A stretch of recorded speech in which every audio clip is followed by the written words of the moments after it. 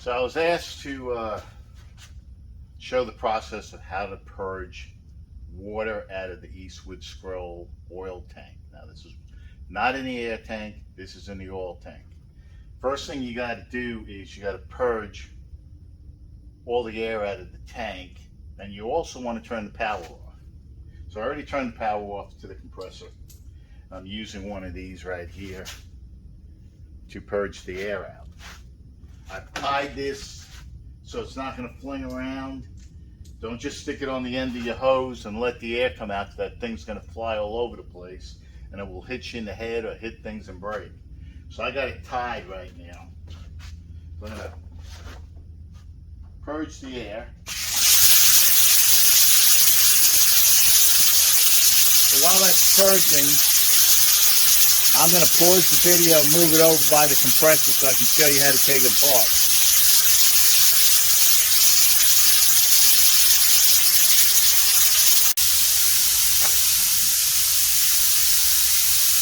Okay, so first thing we done, remember, power off to the unit, purge the air.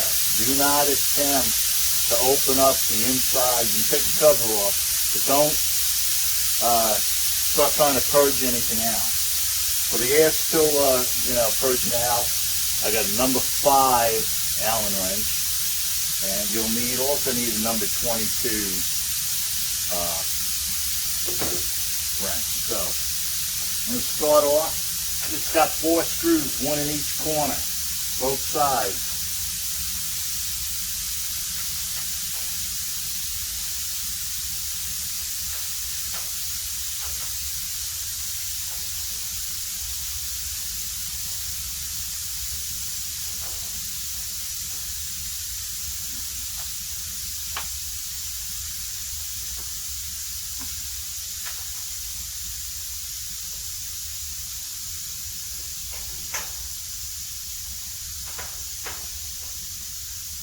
I think the hardest thing about this job is taking the cover off.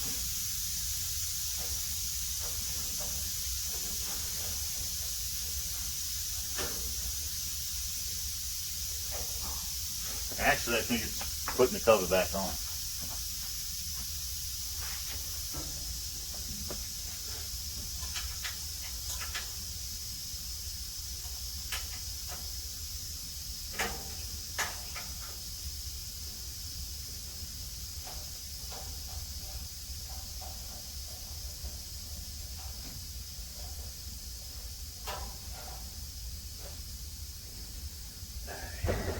One more to go.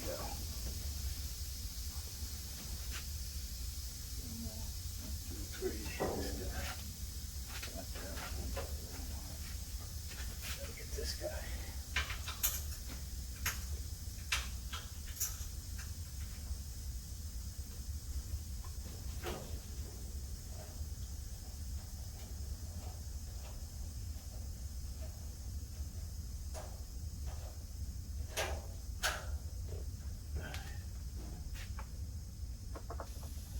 Make sure your hands ain't sweaty. There's no handle on here. You just gotta kind of muscle it up. Kind of get it off. And put it down. I'm trying not to scratch it up either.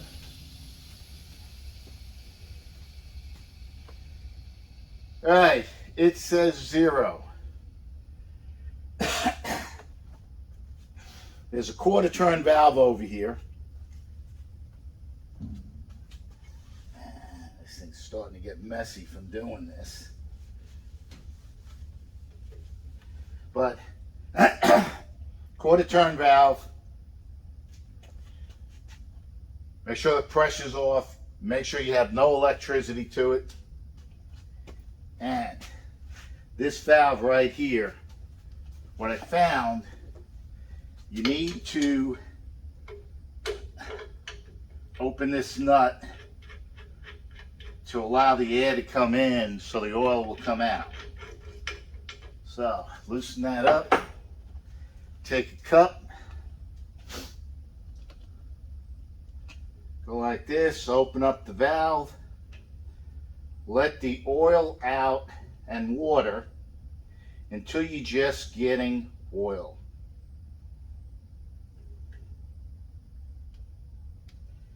Since this compressor was on a minute ago, what I'm going to find out is the oil and water mixed. So I think what you're going to have to do is let it settle for a while, because I just used this. I just pumped it up. You're going to have to let it settle so you can only get the water, like you'll see here.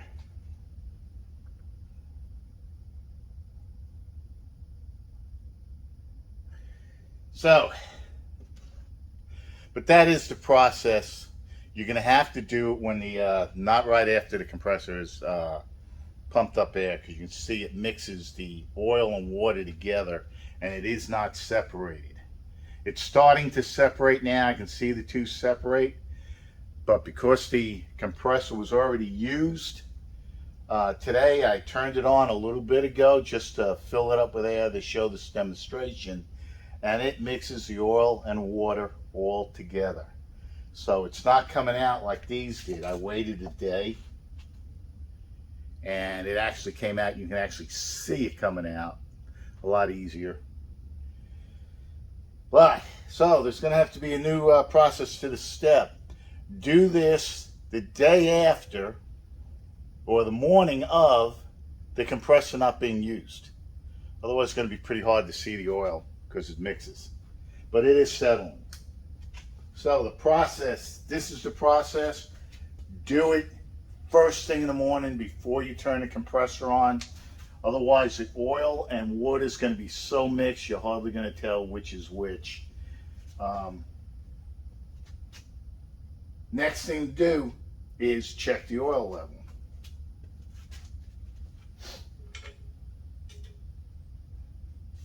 Now this unit is a new unit. It comes with a hose, and the dipstick is on the screw.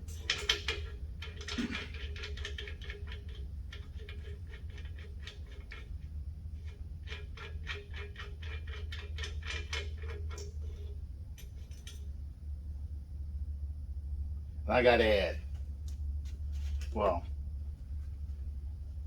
let me add some oil. You're going to have to purchase a couple of these. I purchased when I got this unit. This was a replacement unit. I purchased 2 of these bottles of Eastwood oil that they say to use in here. Keep them handy because you're going to have to fill it when you empty it.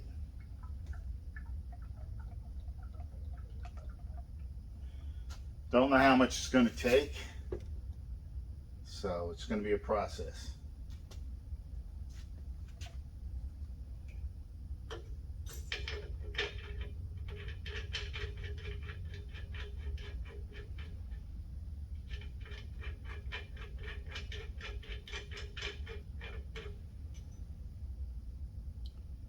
Oh, gotta add some more.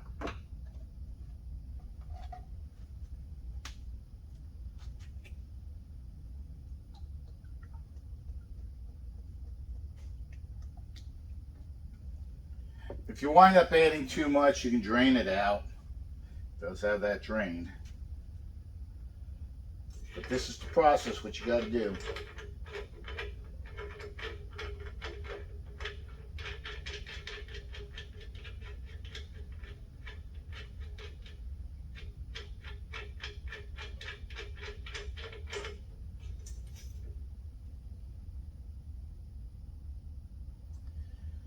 A little more.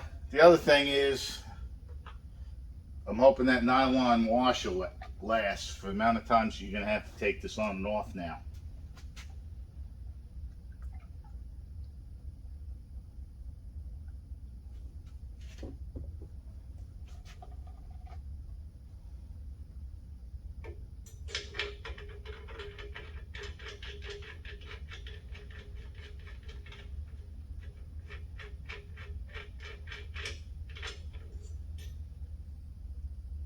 Almost. Try not to make a mess. Try not to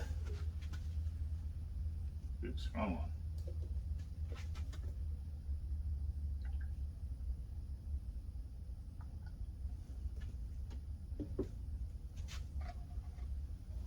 And I'm thinking this whole process with this oil is critical to this unit because they do have an oil filter and they do have a water separator, moisture separator. So I'm thinking this oil is critical, but once it gets the water in it, you can see that it's still separating, but you can see it mixes with the water. I don't know what that does to the lubrication on these units. That'll be a question for Eastwood. But with the filter trying to take the contaminants out and the moisture for this thing, you would think that it would be pretty important to keep the water out of the oil. Now, got to remember, I've only used this since I've got this compressor. I got a 55 Chevy pickup I'm working on. You've seen it in my channel. I've painted the cab, the front nose, which is the fender and the hood and the grill. And that's as far as I got with this thing. And this is how much, and I'll show you how much water it has collected once I put it back together. All right, so trying to keep a timely manner. You want to make sure that's tight. One thing I'm going to tell Eastwood, that nut is not, I'm not squishing it, but that nylon is going to take a beating doing this all the time. They should give you extras for free. They're going to send me an oil filter and a water separator. I don't know what that's going to do if it, you know, for a few hours of use that I've had on this thing, how much water it collects. And this is Dallas, Texas. We're not by the water, we're not by the ocean. So it's really not too humid out here. I mean, it does get a couple of humid days when it's going to rain. Make sure you tuck the hose in because I did not put that back. One of the things I found out when you put the screws in, this is the pain, is finding the screw holes. If you get it fairly lined up, there's a slot that they got in here, and you can move the hood around until you can get the nut in. Don't tighten it all the way, because you're still going to have to move this thing around while you're going through and putting these in. Once you get used to it, it's fairly easy putting this cover on. It's awkward moving it, but finding these screws, you'll be able to do it. I've taken this cover off a couple of times in the last couple of days, so I'm learning how to get to the screws real fast. Put them in. Don't tighten them the first time. Go around, put them in loose, and then go back and tighten it, because you're going to have to move it around to get all the screws in.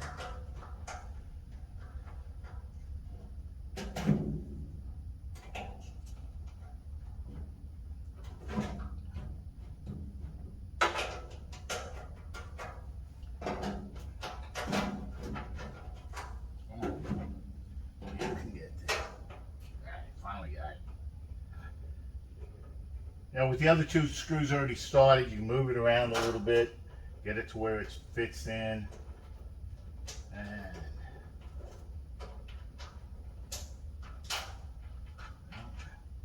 I didn't have it.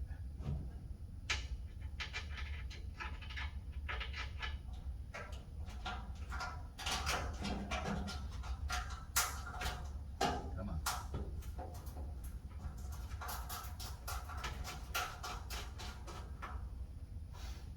All right, one more to go.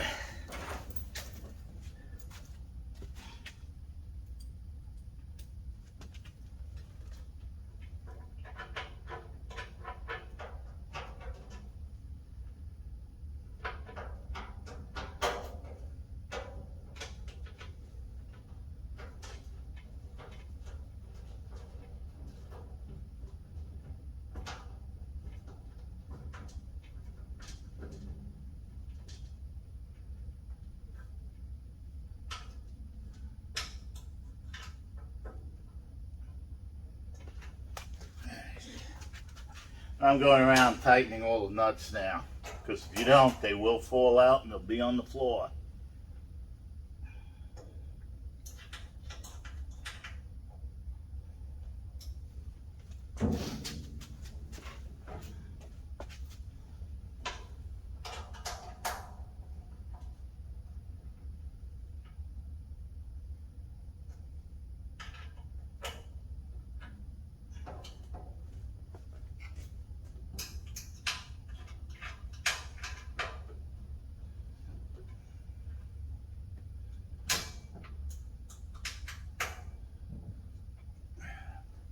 Now, if you remember, I had to purge it, so I got to close that valve. I'll be right back.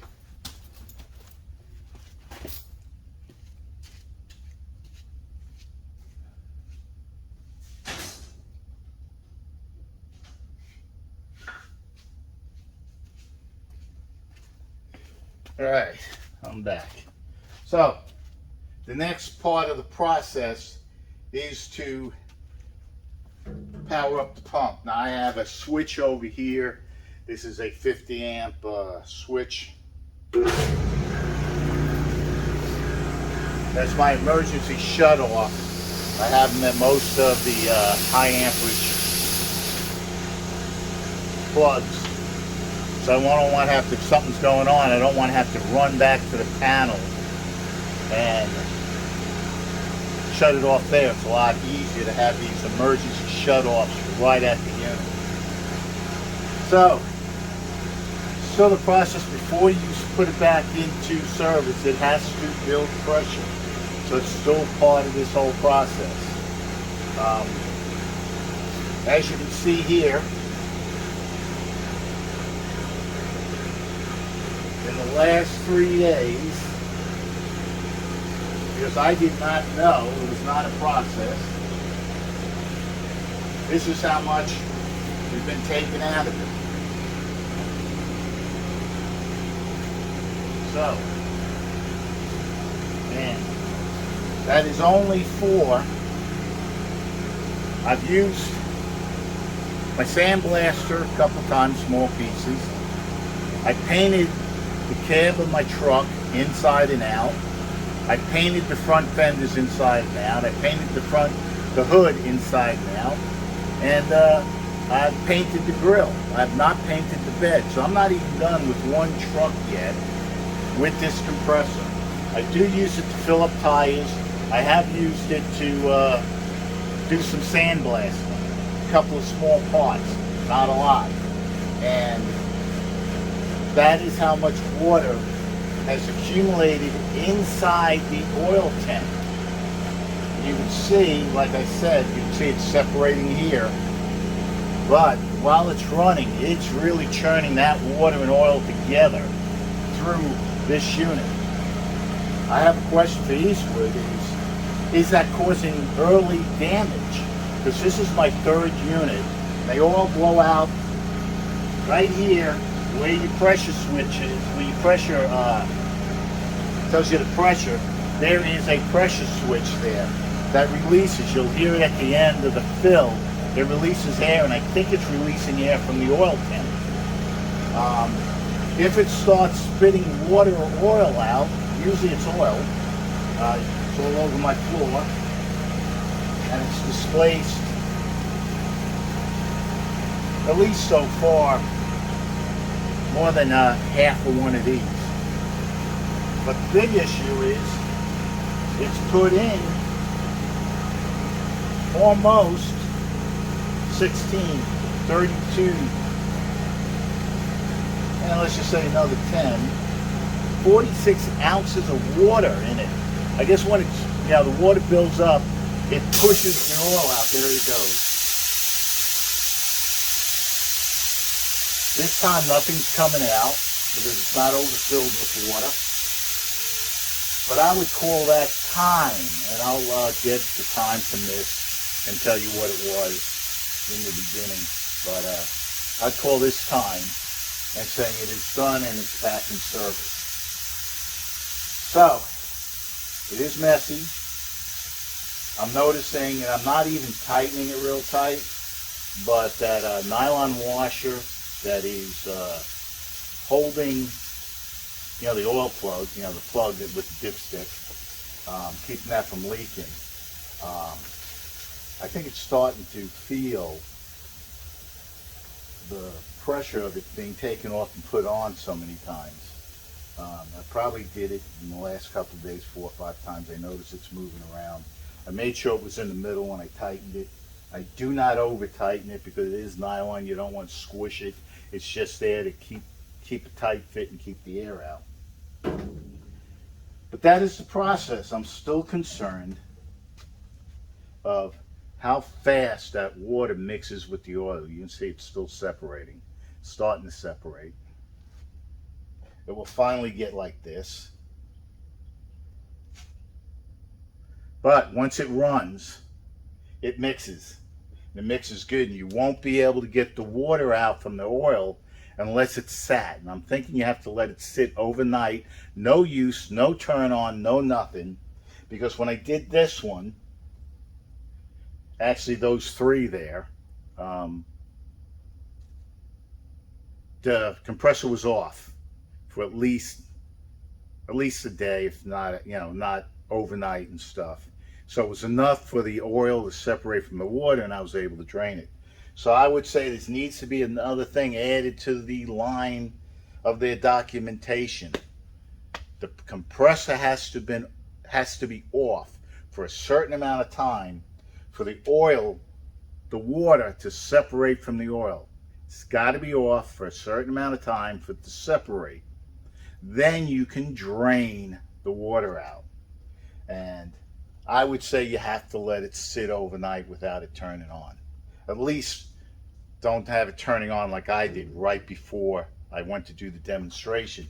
I wanted to make sure it was up to pressure. I turned it on, came up to pressure, and it mixed all the water and oil. As you can see here, it's starting to separate. But when I was letting it out, I saw right off the bat, because I saw these, you couldn't see the water from the oil because it was mixed together. So let it sit for, I don't know if it's an hour yet. I haven't done some testing, but I do know overnight is good. So if you're going to do this, do it first thing in the morning. Make sure the compressor was not on before you start, because it's going to mix it and you're not going to see the water, and you'll be fine for the process. I'm still concerned with the amount of effort they put in to keep that oil clean with an oil filter and a water separator. What is this doing to the life of the compressor? And if anybody from Eastwood has gotten this far, check my records. You can check on the compressor. I've been talking to Kelly recently. Maybe you guys have an answer for this. Is the water in this oil, and you can see it mixes, is it causing any degradation in life, or how this thing's going to work, or how long it's going to last? I didn't get a report on my other 2 units that failed and they froze. The scroll compressor froze. Was this the cause of the problem of this water issue with these units? This is not water in the tank. I mean, I keep that thing dry. This is water in your oil. So I think you owe us an explanation or an answer. Is going to hurt the life? Is this thing only going to last another year, 2? You know, it's not going to last as long as it is because of this. And even with me trying to keep the water out, it's still water mixing with oil. It has contaminated the oil. It has lowered the ability for the oil to lubricate. Now, I'm thinking you're using it for lubrication. There is a cooling fan. You might only be using it for cooling. I don't know. But that's a question that probably needs to be answered to your consumers that are buying these units. That's it. I'll figure out how long it was. That's the process. The hardest thing is getting this thing on and off. No handle. I mean, it's you know, after a while it's going to start looking abused because you got to take it off, put it down on something. Um, that's it. I was hoping for a less maintenance unit. I mean, it states in the manual that the oil filter and the water, the moisture separator, needs to be replaced every 3 years. Well, Eastwood's sending me a new filter and new moisture separator. Um, I don't think that's going to be the case, because if you're getting water into the oil filter, what's that doing to the oil filter? If you're getting water, because the moisture separator is this thing's producing. It's not humid here, and you know, it's not humid as if you were living in the coast in Dallas. You can check the humidity out here. It's normal, I would think, for most of where these units are going to be. We're pretty far away from the coast. Um, but me working on cars, me working on engines, you know, I've been working with a lot of things that use oil for cooling and lubrication. It's never been a good thing when you find water in your oil. Eastwood, can you answer that question? I'm a proud person talking about your products all the time, and I think you got something you need to fix here. Have a great one. Goodbye.